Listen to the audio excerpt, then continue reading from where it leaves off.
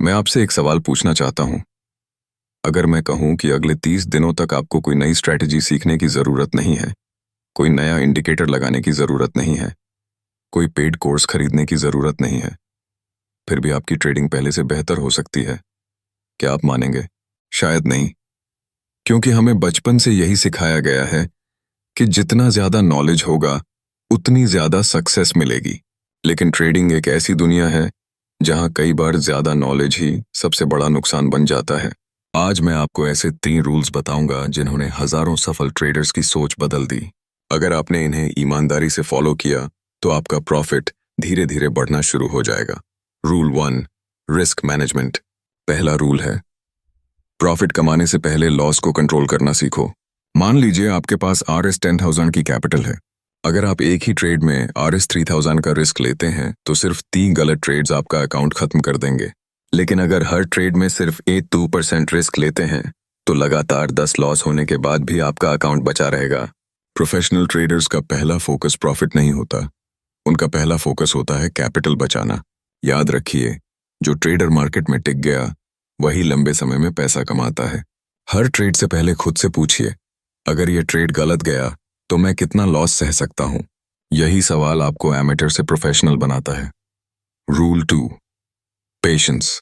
दूसरा रूल, हर दिन ट्रेड करना जरूरी नहीं है। बहुत से लोग मार्केट खोलते ही एंट्री ढूंढना शुरू कर देते हैं, लेकिन मार्केट आपको रोज अपॉर्चुनिटी नहीं देता।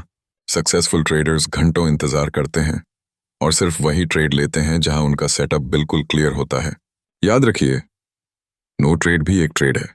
अगर सेटअप नहीं मिला तो कैश में बैठना भी एक अच्छी पोजीशन है। ट्रेडिंग का मतलब ज्यादा बाय और सेल करना नहीं, ट्रेडिंग का मतलब सही समय पर सही डिसीजन लेना है।